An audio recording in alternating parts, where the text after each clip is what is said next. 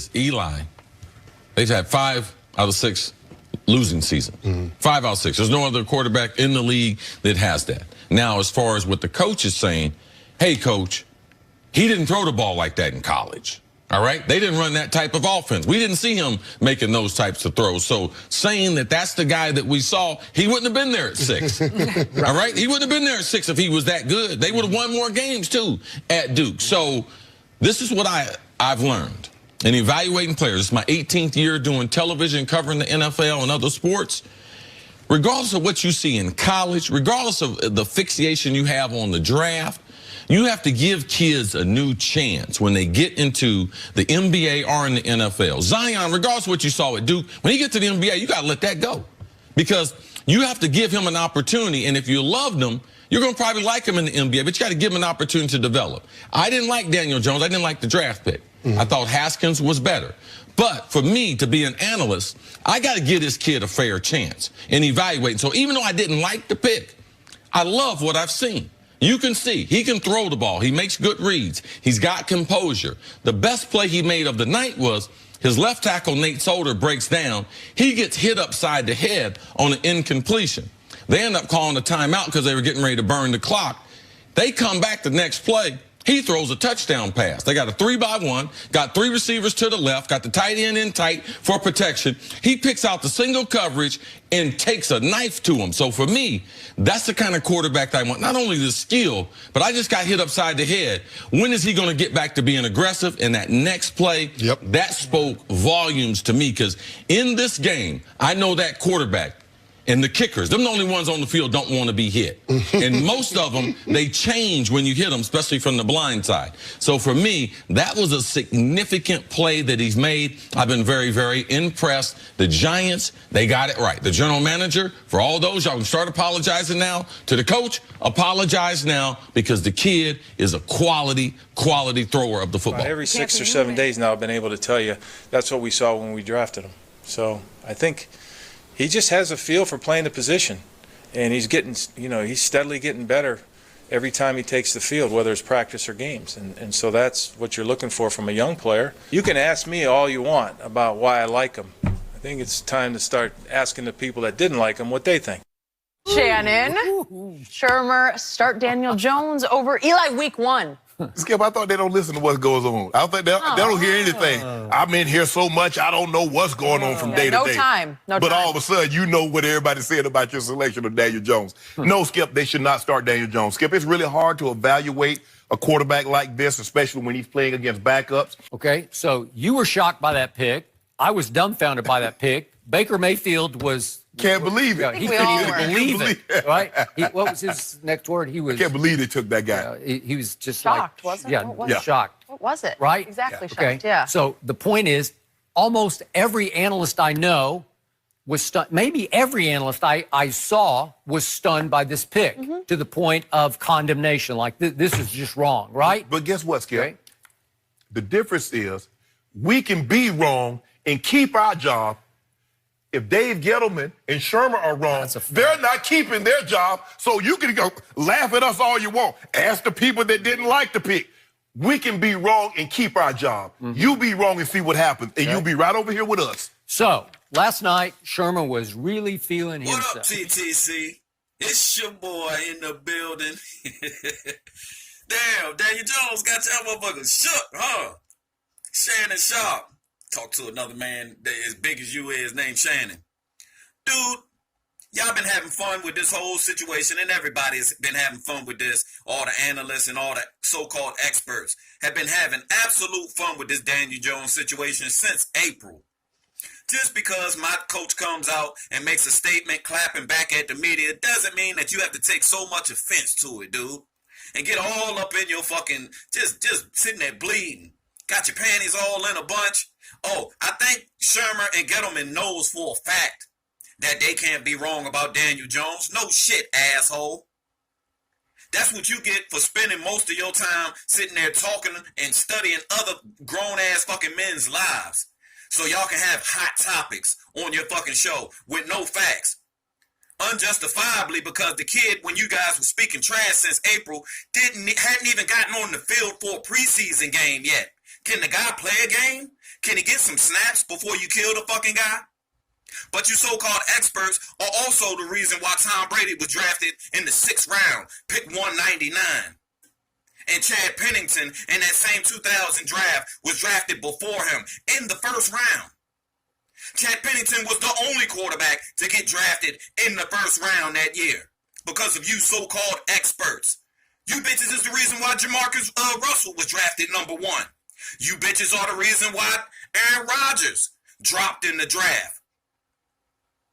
Which goes to show y'all don't know shit about what you're talking about, and y'all have no idea what untapped potential is. All you do is base your reactions and your fucking expert analysis bullshit on what you see on your TV screen from these players when they're playing for their teams in college.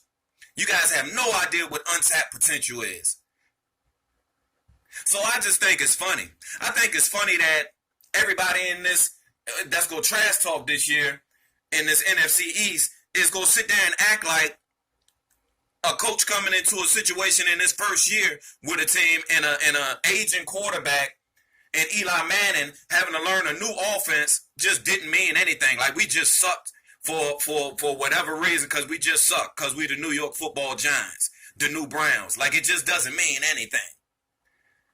Like there's not a big difference from going from year one to year 2 in an offense. It's the reason why all of these quarterbacks are looking pretty good in the preseason. And does the 3 preseason games mean that Daniel Jones is ready to start over Eli and go and lead this franchise into the promised land? Absolutely not. You need to sit behind Eli and learn because we've got a quarterback that's been through this situation before.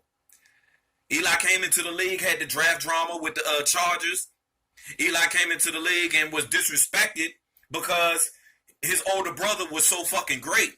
Well, Daniel Jones doesn't have an older brother that's in the league, but it's similar to the same situation because this kid is being killed no matter what he does, and it doesn't matter what he does in preseason. They say preseason doesn't matter. But if he would have came out in these 3 preseason games and played like garbage and threw interceptions in all 3 of the preseason games, you assholes wouldn't have been able to wait to jump on them. That's why I don't respect a lot of you assholes out there talking. I don't even watch the bullshit on ESPN a whole lot because you guys are just making up bullshit. We got a quarterback that's been through it, and you need to sit behind Eli and learn and see how this season is going to go for us. And hopefully you can pick up some good things from Eli this year, whether he is successful or whether we fail. He's had a lot put on him too, and it's just the same similar story, man. So I can remember back when Eli first fucking got his first, start in the NFL. His first play was a handoff to Tiki Barber, which went for like 20-something yards. His first pass was incomplete. His second pass was incomplete. And his third pass or drop back was a sack. But nobody knew starting off his career that it would lead him to winning us 2 Super Bowl titles and winning 2 Super Bowl MVPs at his position. So it is what it is. Y'all can keep running your mouth, but everybody that's talking, Baker Mayfield, everybody coming from wherever you're coming from, if you're talking about Daniel Jones, it's out of fear.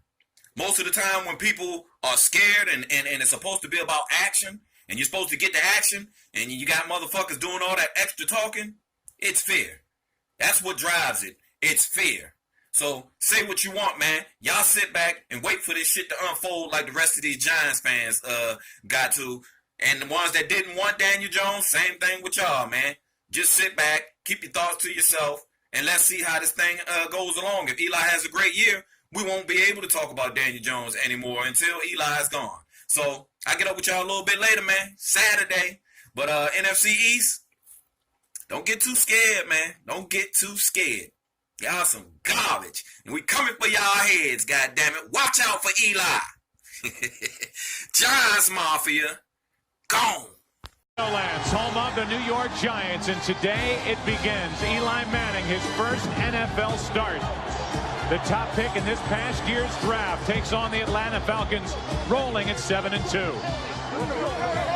Play fast. Play fast. Don't worry about mistakes. Just play hard, play fast. Everything's gonna work out, all right? Come on. We gotta win. Win on